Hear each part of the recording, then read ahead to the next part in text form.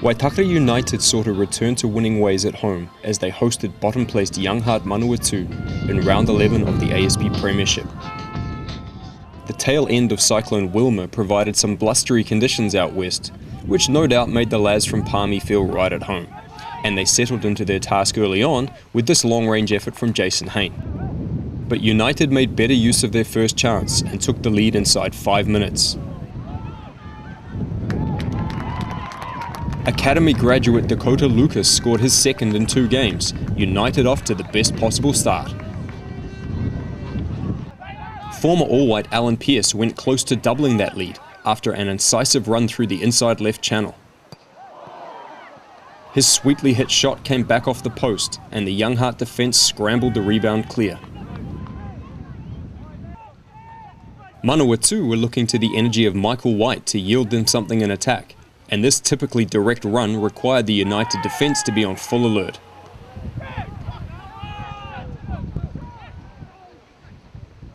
On the 20-minute mark, Chris Bale's strength and vision in the middle of the park presented Sean Lovemore with a chance to shoot from the edge of the 18-yard box.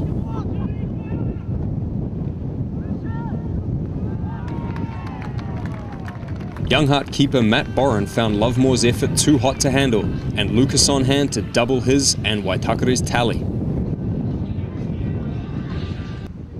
Pearce again found space breaking forward from the left and latched onto Krishna's through ball,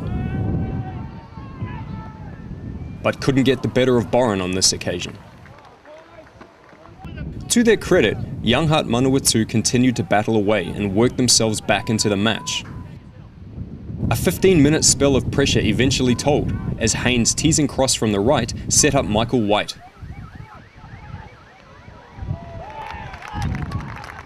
It was a neat header from White, who has scored on both his visits to the Queen City this season. Youngheart with a timely boost.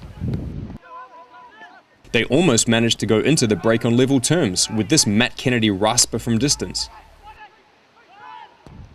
But United keeper Danny Robinson down well to maintain his side's half-time lead.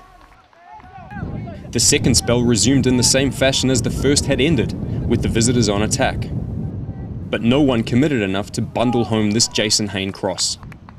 United responded by ramping things up a notch and exploiting their quality in attack. A Krishna pass allowed Pearce to resume his personal duel with Boren in the Youngheart goal. And he was at it again soon after from this set piece. Boren again troubled by the power of Pearce's shooting, and defender Jason Rowley on hand to pop home his first goal of the season. Definitely one for the album. Boren went some way to redeeming himself by thwarting Sean Lovemore's run-in behind the defence. But the visitors were affording United too much space around the park and struggled to deal with the pace of the champions' attacking weapons. This length of the field break from a Manawatu corner illustrated the point perfectly. Roy Krishna able to pick his spot and deliver a clinical finish, despite the attentions of John O'Steele and the advancing Boren. United now 4-1 up and cruising. They briefly dropped their guard and could have conceded a second as Kennedy ghosted in at the far post. A lunging block from Jake Butler snuffing out the danger. Normal service resumed soon after, as Waitakere returned to their familiar and effective tactic.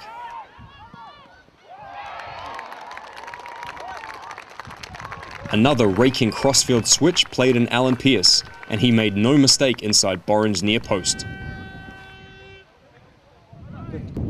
Youngheart substitute Joachim Rand was brought on to add some energy and attack, but this was a touch too boisterous for the referee's liking. With less than 15 minutes left, United had no intention of taking their foot off the pedal, and some neat interplay between Pearce and sub Tim Payne saw them rack up the half dozen.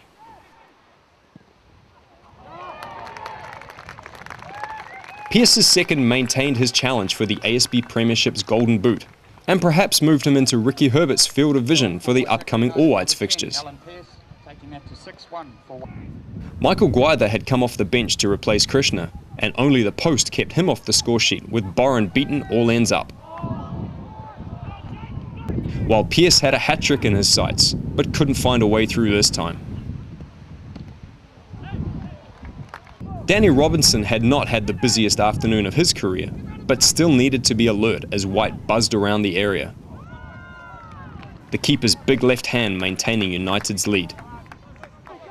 Guida was convinced he had extended that lead with a minute to go, as Byron dived at the feet of Alan Pearce. Despite his protests, the referee ruled that Byron had control, so the goal wouldn't count. In the end, it was academic, as United ran out easy winners and maintained their lead at the top of the Premiership.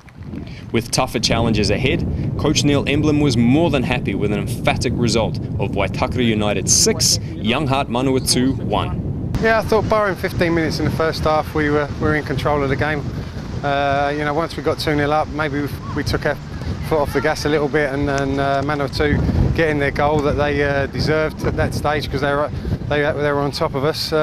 They got back in the game and sort of mindset changed a little bit. So quite pleased to get them in at half time, just to get them refocused, and they came out second half and played really well. It's a great surface out here at Fred Taylor. We pride ourselves on trying to get a good pitch down here, and the boys really enjoy it when they step onto the pitch. So not the greatest with the wind, but it doesn't mess my hair up anyway, so I'm all right. I'm pleased with the way young Dakota Lucas is playing. He's waited a long time for his chance. He's been a bit of a bench warmer for the last sort of year or so since he's come into the first team scene, and he's just grabbed his chance now, and he's looking very dangerous. He's good. He's a good defender from the front as well. He makes it hard for defenders when they're on the ball, and he gets around them, and he's also now scoring goals, which is great for his confidence and great for him to come into the team. We've got that nice cushion now of 9 points. We're happy with where we're at, but obviously next week's a huge game as well. It's probably even bigger than the Premiership games. It is bigger than the Premiership game, so we need to really focus. Hope that everybody's come through today's game with no injuries. I was a bit concerned at Aaron Scott at the end. He took a bit of a whack, but hopefully just an impact injury, and we can get him on the plane on Thursday.